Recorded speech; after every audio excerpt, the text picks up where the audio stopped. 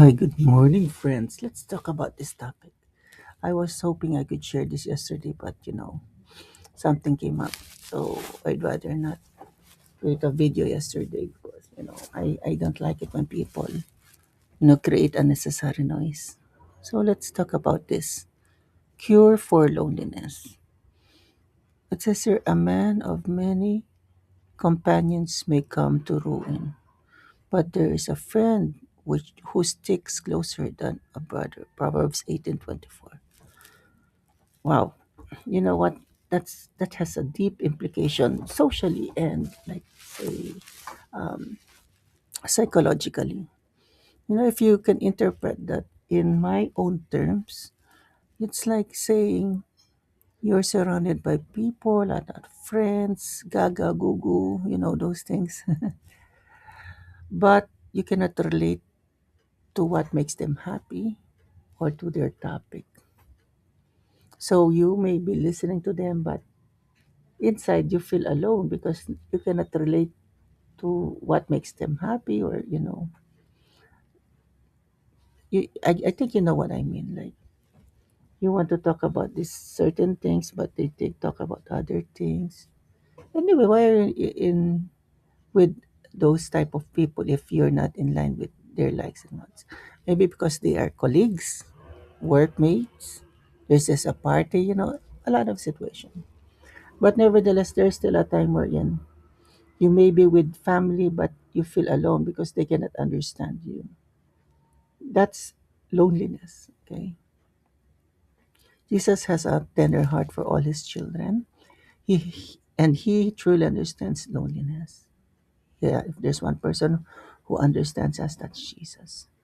When he was in the Garden of Gethsemane preparing to face the most difficult and painful time of his life, he needed and wanted the support of his closest friends, the disciples. But where were his disciples when he needed them most? Sleeping. His support and comfort was his heavenly Father.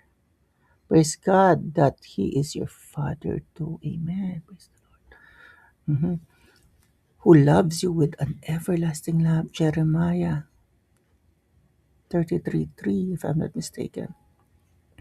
When you see a friend, loved one, or even a stranger who seems lonely, be a friend.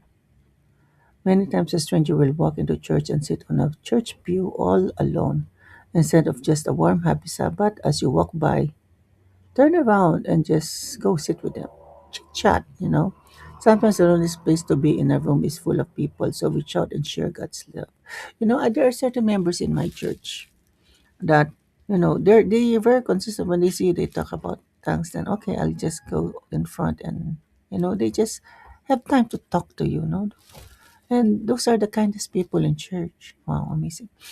When your day seems darkest and you feel alone, reach out to Jesus. He will place his comforting arms around you and hold you close.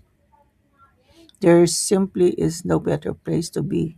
Jesus is the only cure for loneliness. Imagine that. I believe that, and that's true. 90% of the time I can control things. I think what I can control is just my decision for myself.